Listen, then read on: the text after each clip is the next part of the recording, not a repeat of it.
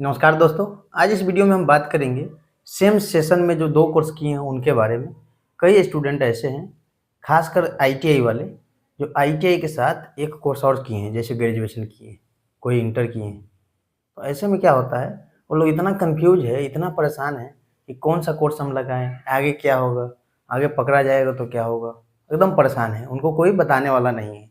कुछ लोगों को जानकारी है, जैसे हम एक पोल डाले थे, एक वोट करवाए थे, उसमें क्वेश्चन था, देखिए आप लोग ये क्वेश्चन, सेम सेशन में 2 कोर्स कर लिया है या आईटीआई का सेशन मैच कर रहा है, क्या करना चाहिए? तो हम ऑप्शन दिए हैं, पहला इस पर वीडियो बनाना चाहिए, बहुत कन्फ्यूजन है। तो 64% लोग चुने हैं से इस पे वीडियो बनाना चाहिए, तभी हम इस पे वीडियो बना रहे हैं। दूसरा ऑप्शन है वीडियो की ज़रूरत नहीं है, हमें जानकारी है, तो 13%, मात्र 13% लोग बोल रहे हैं हमें जानकारी है। 13% लोगों को जानकारी है, ठीक है। मेरे सभी कोर्स का सेशन अलग अलग है, कोई समस्या नहीं है। 22% लोगों का सेशन मैच नहीं कर रहा है। मतलब हम ये मान के चले 64% लोगों को जानकारी भी नहीं है और 2 कोर्स भी करके रखे। उनको क्या करना चाहिए आगे, अभी हम देखेंगे।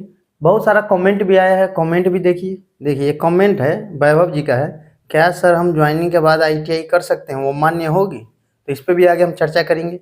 फिर अगले कमेंट पे हम चलते हैं। ये लिख रहे हैं, सर इमेजिन हम आईटीआई क्वालिफिकेशन, ये है ऋतिक राय का कमेंट, क्वालिफिकेशन से सिलेक्ट हो गए ग्रुप डी में एंड बाद में टीटी जीडीसी से बन गए जाएंगे ग्रेजुएशन बेस पे, लेकिन मेरा आईटीआई और ग्रेजुएशन एक सेशन में है, एक सेशन में था, तो शो कर सकते हैं उस टाइम, प्लीज़ बताइए। इनको हम जवाब भी दिए हैं, तो इस पर भी आगे हम चर्चा करेंगे। एक और कमेंट है, ग्रुप डी में सिलेक्शन के बाद आईटीआई कर सकते हैं कि नहीं, तो नहीं कर सकते हैं। इस पर भी आगे हम चलेंगे। एक क्वेश्चन है, सर मेरा ओनली 10th पास है, लेकिन प्रमोशन मिलता है क्या, तो इस पर भी आगे हम बात करेंगे। उसके बाद एक पोल देखिए, रेलवे में जॉब के साथ आईटीआई कर सकते हैं। हम एक क्विज डाले थे, इसमें क्या बोल रहे हैं, 39% लोग बोल रहे हैं नो, तो 39% लोगों का जवाब सही है, आईटीआई जॉब के साथ नहीं कर सकते हैं। लेकिन देखिए 56% लोग बोल रहे हैं यस, हाँ कर सकते हैं, जबकि इनका जवाब गलत है, इनको जानकारी नहीं है। 283 में से 56% लोगों का जानकारी गलत है। 5% लिख रहे हैं हमें जानकारी ही नहीं है। मतलब 39% लोगों तक सही जानकारी है, 61% लोगों के साथ गलत जानकारी है। पता नहीं आईटीआई कर सकते हैं कि नहीं। चलिए तमाम सवालों को लेकर हम अभी चलते हैं, वीडियो में देखते हैं। सबसे पहले हम बात करेंगे सेम सेशन वालों के लिए, उदाहरण के साथ हम समझेंगे। तो सेम सेशन वाले, खासकर जो आईटीआई ग्रेजुएशन है या आईटीआई इंटर है, तो एकदम ध्यान से देखेंगे। देखिए जैसे उदाहरण लेते हैं, कोई स्टूडेंट 2016 से 2018 में आईटीआई किए और 2017 से 2020 में इनका ग्रेजुएशन है।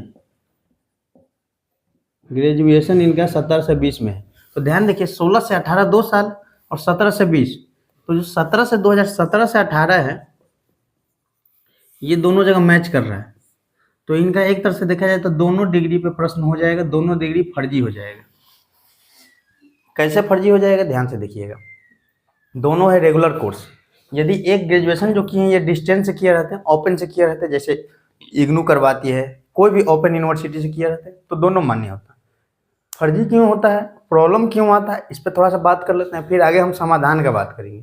प्रॉब्लम इसलिए आता है, देखिए आईटीआई में 10 से 5 हाजिरी बनता है, जो अटेंडेंस है 10 से 5 पीएम क्लास है। ग्रेजुएशन में भी लगभग यही रहता है, 9 से 4। तो आप बताइए, 70% अटेंडेंस दोनों जगह मैंडेटरी है, जरूरी है 70% अटेंडेंस। अब दोनों जगह एक साथ कैसे उपस्थित हो गए, कैसे क्लास किए? 9 से 4 में बीए के ग्रेजुएशन के कॉलेज में भी उपस्थित थे और आईटीआई कॉलेज में भी 10 से 5 उपस्थित थे।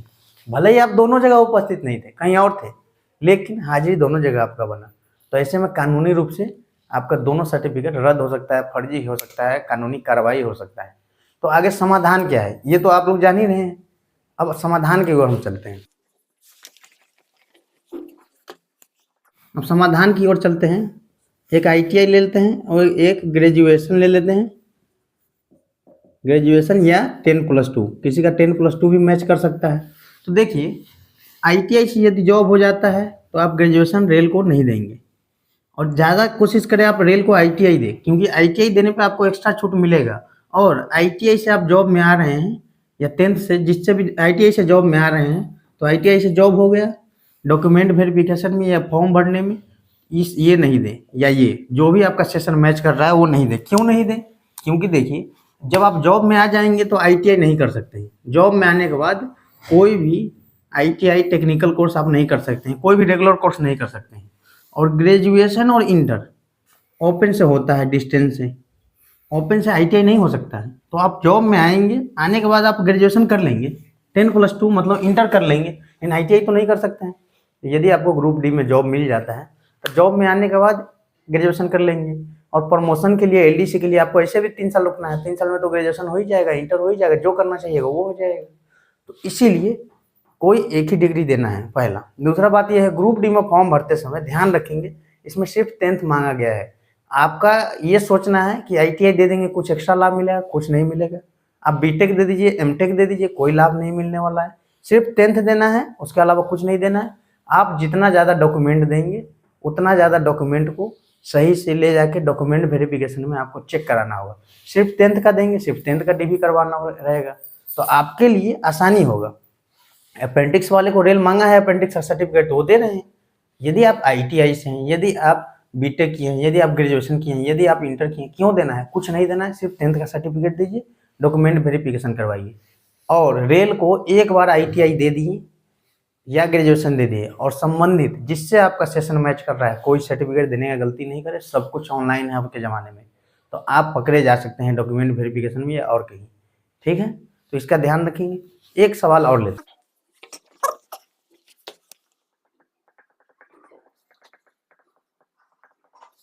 सवाल और है, जॉब के साथ आगे पढ़ाई आप कैसे कर सकते हैं? कई लोग कमेंट भी किए हैं, यहाँ कमेंट देख सकते हैं आप। तो देखिए, जॉब के साथ जब आप जॉब में आ जाएंगे तो आप कोई भी रेगुलर कोर्स नहीं कर पाएंगे किसी भी जॉब में। ये रेल में नहीं, हर जगह का नियम है। कोई भी रेगुलर कोर्स नहीं कर सकते हैं जहाँ पे आपका अटेंडेंस मैंडेटरी हो, हाजिरी जहाँ जरूरी हो। तो यहाँ पे देखिए कौन कोर्स कर सकते हैं। जिनका सवाल है जॉब प्लस आईटीआई कर सकते हैं कि नहीं, जॉब के साथ तो नहीं कर सकते हैं। रेल में आप ग्रुप डी में आ जाइएगा, कहीं आ जाइएगा, आईटीआई नहीं कर सकते हैं। जॉब प्लस बीए या इंटर या एमए लिख लीजिए, जो भी है, मास्टर डिग्री, ग्रेजुएशन, तो ग्रेजुएशन कर सकते हैं, 10+2 कर सकते हैं, एमए कर सकते हैं, जो करना है कीजिए। उसका एक ही शर्त है, वो कोर्स जो होना चाहिए ओपन यूनिवर्सिटी से होना चाहिए, उसमें अटेंडेंस का मैंडेटरी नहीं होना चाहिए। ओपन से हो रहा है, जो भी ओपन से जो भी कोर्स उपलब्ध है, ओपन से जो भी कोर्स उपलब्ध है आप कर सकते हैं। चाहे ओपन से यदि आईटीआई उपलब्ध रहता तो करते, लेकिन ओपन से आईटीआई होता ही नहीं है, तो आप कीजिएगा कैसे? तो इसका जवाब मिल गया। और कौन कौन कोर्स कर सकते हैं जॉब में आने के बाद, हो गया। अब एक इसी से प्रश्न है कि ग्रुप डी में आने के बाद सिर्फ 10th है आपके पास, तो आपको प्रमोशन कैसे मिलेगा? तो आपको प्रमोशन ऐसे मिलेगा, यदि आप एलडीसी एग्जाम देंगे तो उसमें 3 साल आपका जॉब एक्सपीरियंस होना चाहिए। तो 3 साल जो समय मिल रहा है, जैसे आप जॉब में आइए, डिस्टेंस से या अभी आपको मर्जी है तो अभी इग्नू से या जो भी ओपन यूनिवर्सिटी आपको पसंद है वहाँ से एडमिशन ले लीजिए और आप कर लीजिए ग्रेजुएशन। जॉब में आने के बाद ग्रेजुएशन कर लीजिए, या जिसका सिर्फ 10th पास है वो इंटर कर लीजिए। इंटर भी डिस्टेंस से होता है, तो इंटर डिस्टेंस से कर लीजिए और आगे का प्रमोशन आप पाइए। इस प्रकार से आप आगे का पढ़ाई भी कर सकते हैं, जॉब भी कर सकते हैं, प्रमोशन भी ले सकते हैं, सब कुछ कर सकते हैं। बस आप सही तरीका आपको मालूम होना चाहिए। इस वीडियो को हम यहीं समाप्त करते हैं। बहुत बहुत धन्यवाद।